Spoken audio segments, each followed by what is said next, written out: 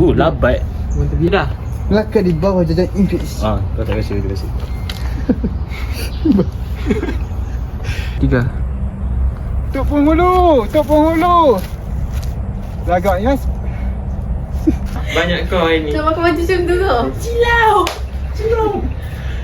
dah pakai baju ni balik. Okey. Tunggu. Tak boleh lah. Dah okey. Dah pakai ni. Aja. Apa pakai tadi? Tak tahu. Siap je.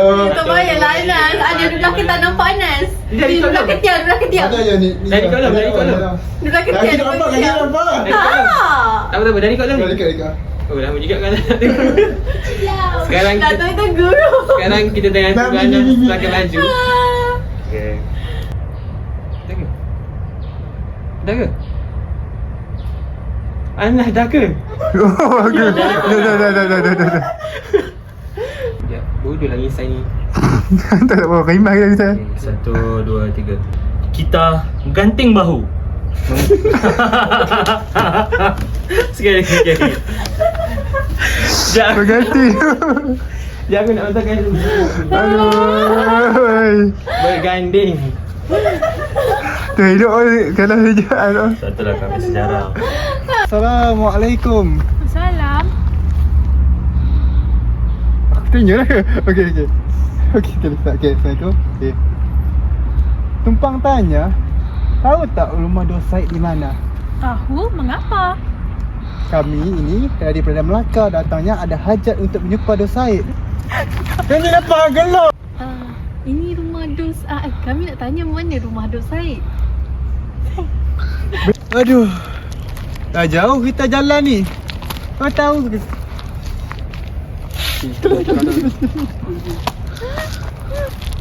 Aduh. Dah jauh kita jalan. Kau ni tak jalan ke tak selamat? Si tak buat. Okey. Tish. Apa ni? Tak apa, Pak ni Anas jadi ID. Kau. The stick. Sakit bodoh. Ya. Lepaskan aku. Mari ikut kami. Lepaskan aku. Yang penting janganlah gelap Fi. Aku tengok dia. Serang Naning. Inggris nak beli Naning. Apa yang kita nak buat ni? Janganlah gelap. Aku tak gelap pun. Baik Tok, saya pergi ketuk bedok Tok. Bunyi binding je weh. Tak, Nas. Bukan ketuk bedok apa? Ketuk bedok tu. Apa dia ayat? Baik Tok, saya akan pergi sekarang.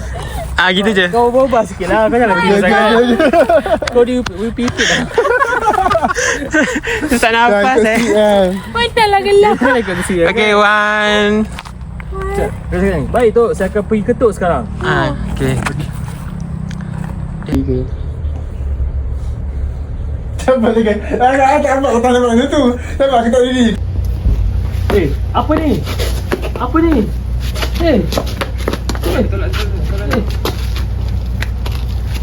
Tolak dia. Anas, kau pergi tengok